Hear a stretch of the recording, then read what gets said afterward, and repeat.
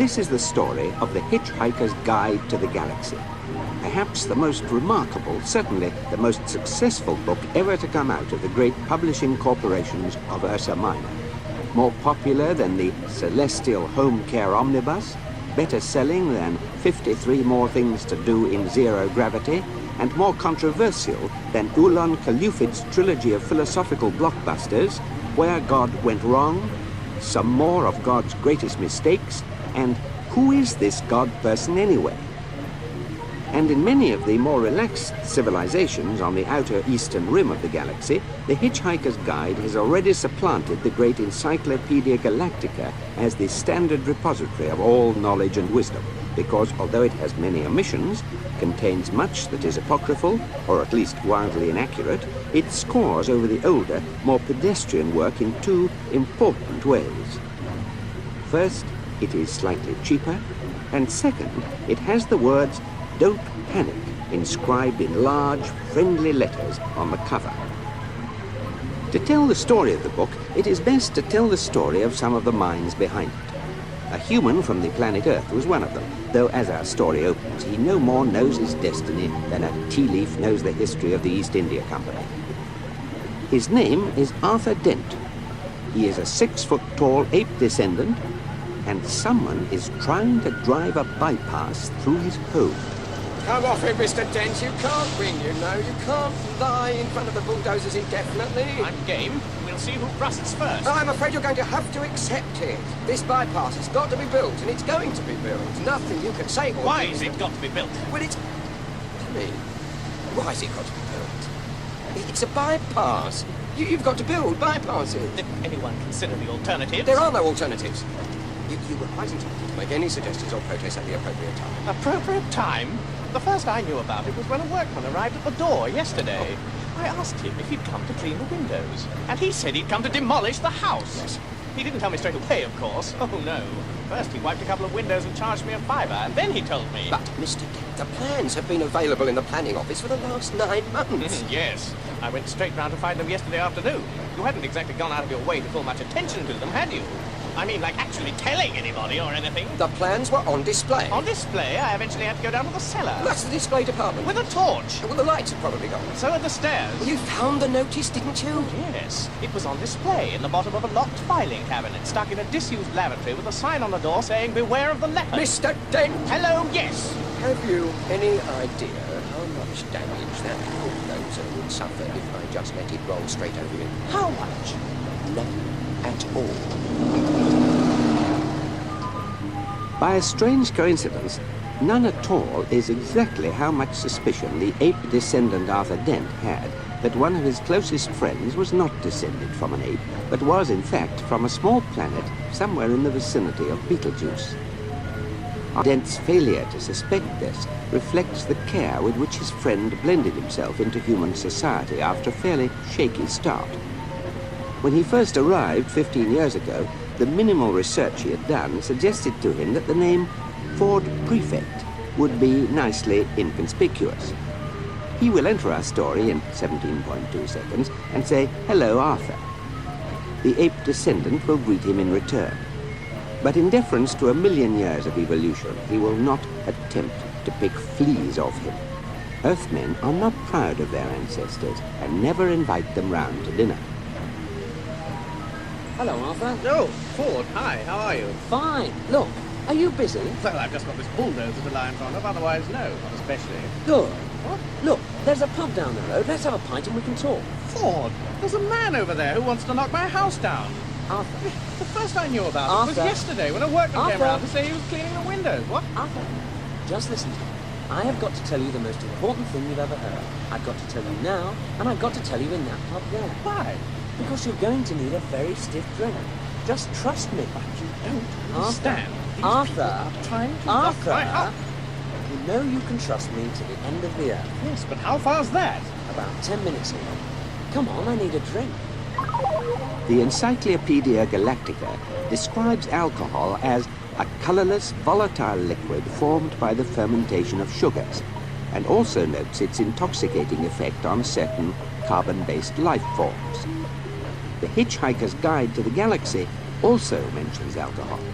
It says that the best drink in existence is the Pan-Galactic Gargle Blaster, the effect of which is like having your brains smashed out with a slice of lemon wrapped round a large gold brick. The guide also tells you on which planets the best Pan-Galactic Gargle Blasters are mixed, how much you can expect to pay for one, and what voluntary organizations exist to help you rehabilitate. The man who invented this mind-pummeling drink also invented the wisest remark ever made, which was this: never drink more than 2 Pan-Galactic Gargle Blasters unless you are a 30-ton elephant with bronchial pneumonia. His name is Zaphod Beeblebrox, and we shall learn more of his wisdom later. 6 pints of bitter, and quickly, please. The world's about to end. Oh, yes, sir. Nice weather for it. You watch the match this afternoon, sir? No, no point. Foregone conclusion that, you reckon, sir? Arsenal without a chance? No, it's just that the world's going to end. Oh, yes, sir. You said lucky escape for Arsenal if it did. No, not really. Well, sir, 6 pints. Right, keep the change. From a fiver. Thank you, sir. You've only got 7 minutes left to spend it. Ford, would you please tell me what the hell is going on? Drink up, you've got 3 pints to get through. 3 at lunchtime? Time is an illusion. Lunchtime doubly so. Drink up. Why 3 pints? Muscle relaxant. You'll need it. Did I do something wrong today, or has the world always been like this and I've been too wrapped up in myself to notice? I'll try to explain. Drink up. How long have we known each other? 5 years, maybe 6. Most of it seemed to make some kind of sense at the time. All right. How would you react if I said that I'm not from Guildford after all, but from a small planet somewhere in the vicinity of Beetlejuice? I don't know. Why? Do you think it's the sort of thing you feel you're likely to say? Drink up. The world's about to end. This must be Thursday. I never could get the hang of Thursdays. On this particular Thursday, things were moving quietly through the ionosphere many miles above the surface of the planet. Several huge yellow slab-like somethings, huge as office blocks, silent as birds, which hung in the air exactly the same way that bricks don't. The planet was almost totally unaware of their presence. They went unnoticed at Goonhilly, they passed over Cape Canaveral without a blip, and Woomera and Jodrell Bank looked straight through them, which was a pity because it was exactly the sort of thing they'd been looking for all these years. Arthur, of course, was totally unaware of them. He was only aware of a sudden, terrible crashing noise. What's that? Don't worry, they haven't started yet. Good. It's probably just your house being knocked down. What? 3 minutes to go. Damn you and your fairy stories! They're smashing up my home!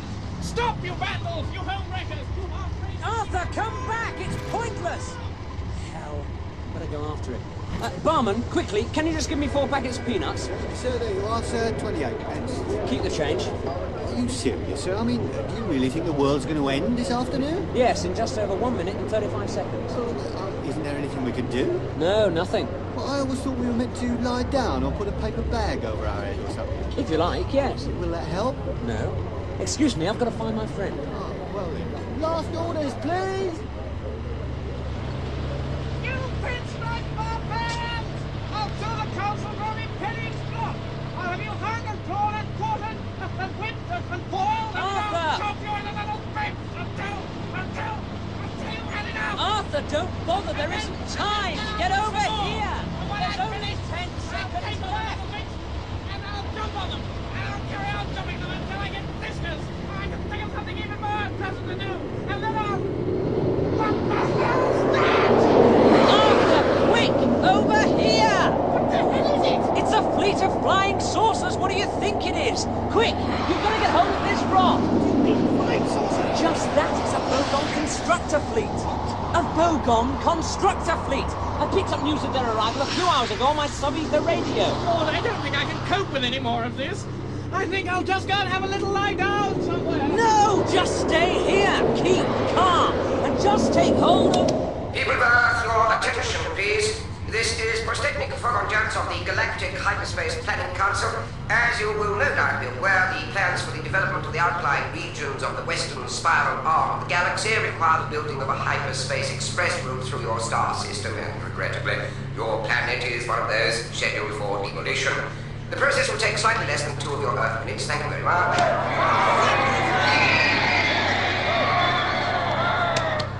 There's no point in acting all surprised about it. All the planning charts and demolition orders have been on display at your local planning department in Alpha Centauri for 50 of your Earth years. So you've had plenty of time to lodge any formal complaints, but it's far too late to start making a fuss about it now. What do you mean you've never been to Alpha Centauri? Oh, for heaven's sake, mankind, it's only 4 light years away, you know. I'm sorry, but if you can't be bothered to take an interest in local affairs, that's your own lookout. Energize the demolition beams. Oh, I don't know. Apathetic bloody planet. I'm listening to them at all.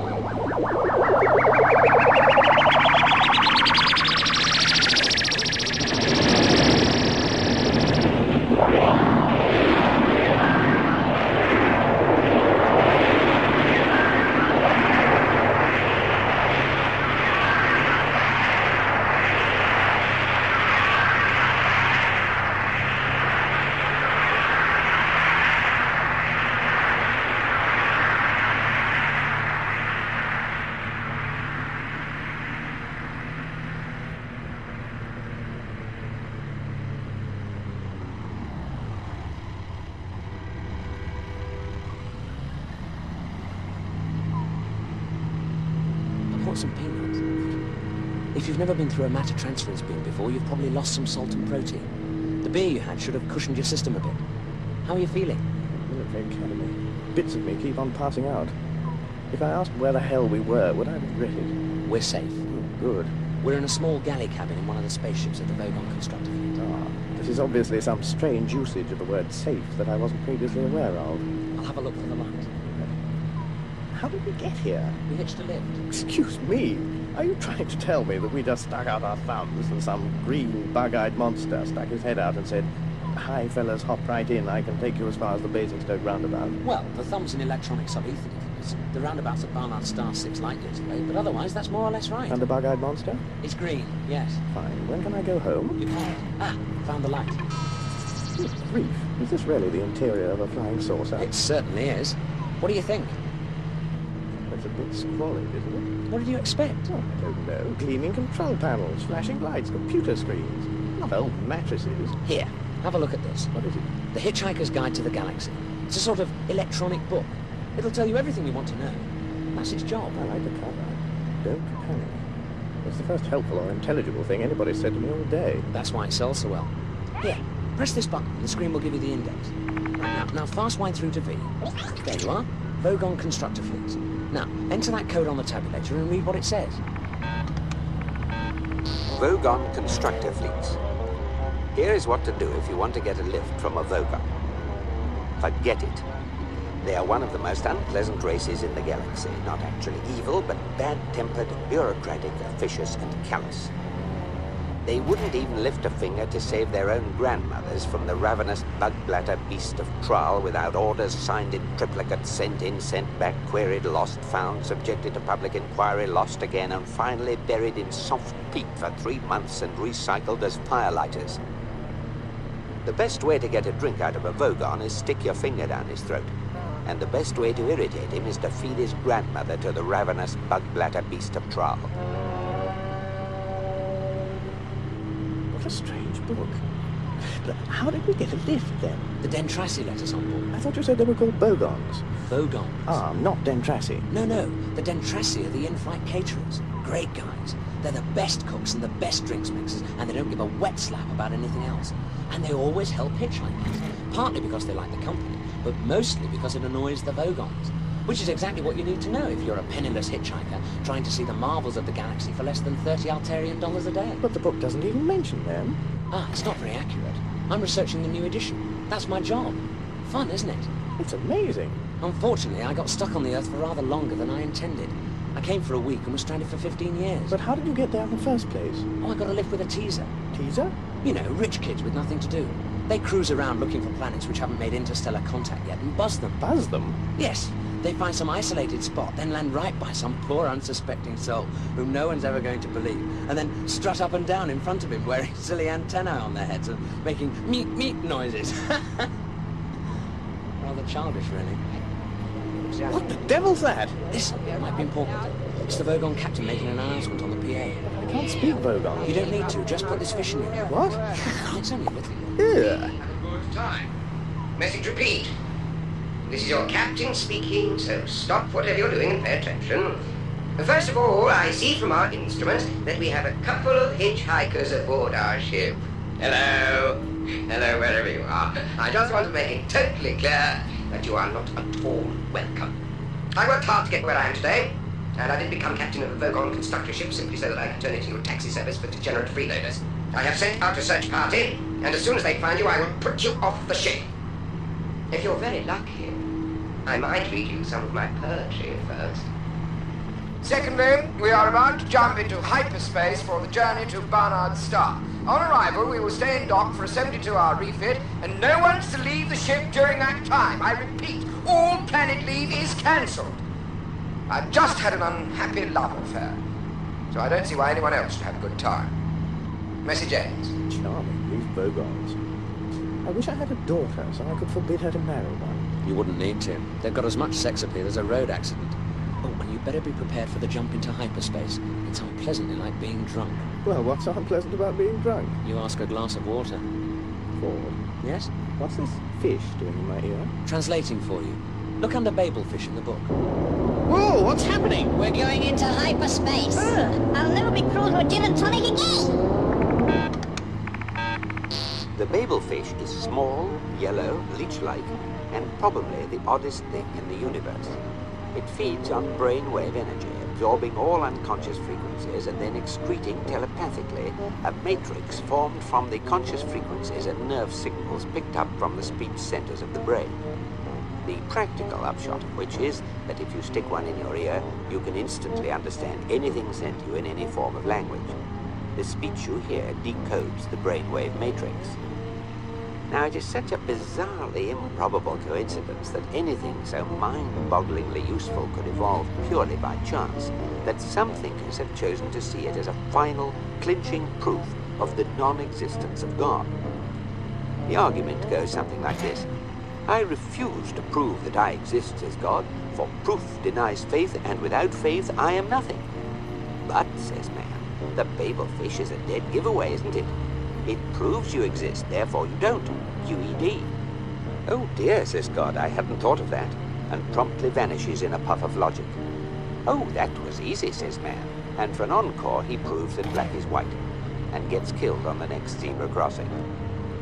Most leading theologians claim that this argument is a load of dingo's kidneys, but that didn't stop Ulan Kalufin making a small fortune when he used it as the central theme of his best-selling book.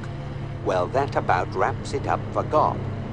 Meanwhile, the poor Babelfish, by effectively removing all barriers of communication between different cultures and races, has caused more and bloodier wars than anything else in the history of creation. What an extraordinary book. Did you get much useful material on Earth? I was able to extend the entry, yes. Oh, let's see what it says in this edition then. Okay. Let's see. Earth. Not the code. Where's the page? Oh, it doesn't seem to have an entry. Yes, it does. Look. There, at the bottom of the screen. Under Eccentrica Golumbix, the triple-breasted whore of Eroticon 6. What, there? Yes. Harmless? Is that all it's got to say? One word? Harmless? What the hell's that supposed to mean? Well, there are 100 billion stars in the galaxy and a limited amount of space in the book. And no one knew much about the Earth. Well, I hope you managed to rectify that a bit. Yes, I transmitted a new entry off to the editor. Good. He had to trim it a bit, but it's still an improvement. What does it say now? Mostly harmless. Mostly harmless? Oh, come on! I think that's pretty good coverage for a disintegrated pile of rubble. And that's supposed to make me feel better, is it? Shh! What? That! What is it? Well, if we're lucky, it's just the Vogons come to throw us into space. And if we're unlucky? The captain might want to read us some of his poetry first. Vogon poetry is, of course, the third worst in the universe. The second worst is that of the Asgoths of Krea. During a recitation by their poet-master, Grunthos the Flatulent, of his poem Ode to a Small Lump of Green Putty I Found in My Armpit One Midsummer Morning, 4 of his audience died of internal hemorrhaging, and the president of the Mid-Galactic Arts Nobbling Council only survived by gnawing one of his own legs off. Grunthos is reported to have been disappointed by the poem's reception, and was about to embark on a reading of his 12-book epic entitled Zen and the Art of Going to the Lavatory, when his own major intestine, in a desperate attempt to save the universe, leapt straight up through his neck and throttled his brain. The very worst poetry of all perished along with its creator, horribly milled in the explosion of Redbridge, Essex, England, in the destruction of the planet Earth. Vogon poetry is mild by comparison, but when the Vogon captain began to read, it provoked this reaction from Fort Prefect, and this from Arthur Dent.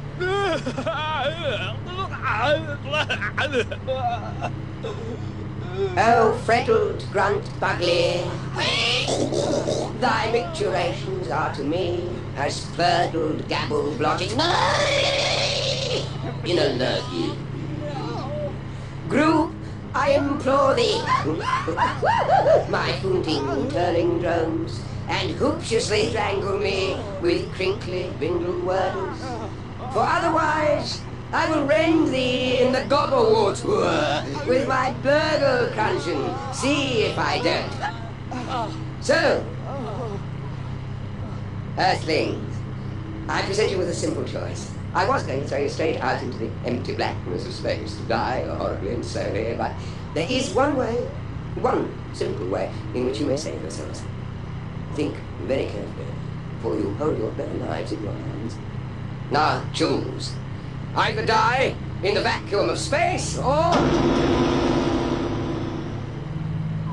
tell me how good you thought my poem was. Oh, I thought that some of the metaphysical imagery was really particularly effective. Yes, and interesting rhythmic devices too, which seem to counterpoint the surrealism of the underlying metaphor. And then die in the vacuum of space. What? Now, wait a minute. I'm sorry if that seems mean, but it's the only thing I'm much good at, so I like to keep in practice. What, writing poetry? No, being mean. Guard, take them to number 3 airlock and throw them up. So don't worry, Arthur. I'll think of something. I don't want to die now. I've still got a headache. I don't want to go to heaven with a headache. I'd be all cross and wouldn't enjoy it. Ow! Ouch! Counterpoint the surrealism of the underlying metaphor. Oh, death's too good for them.